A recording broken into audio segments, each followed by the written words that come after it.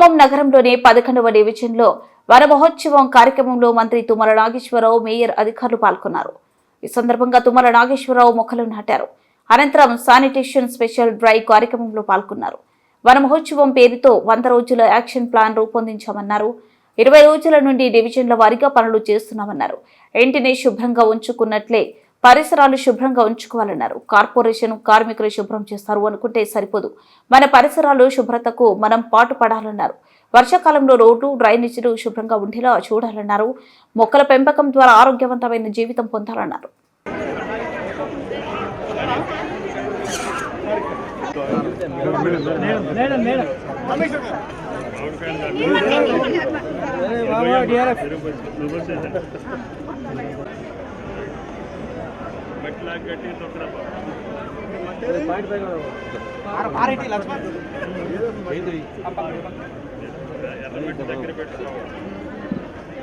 Commissioner గారికి, corporation సిబ్బందికి, ఖమ్మం ప్రజలకి ధన్యవాదాలు.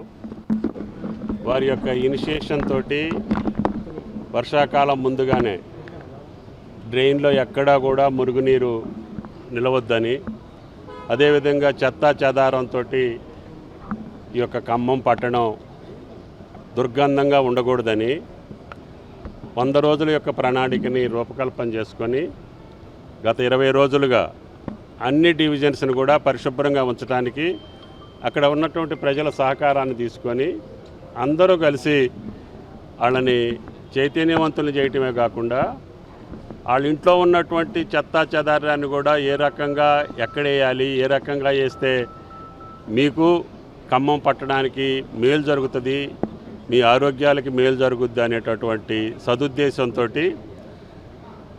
పరిశుభ్రమైనటువంటి ఖమ్మాన్ని ఏర్పాటు చేయడానికి కార్పొరేషన్ సిబ్బంది, కార్పొరేటర్లు, మేయర్ గారు, అదేవిధంగా కమిషనర్ గారు చేసేటటువంటి కృషిని అందరూ సహకరించాలి.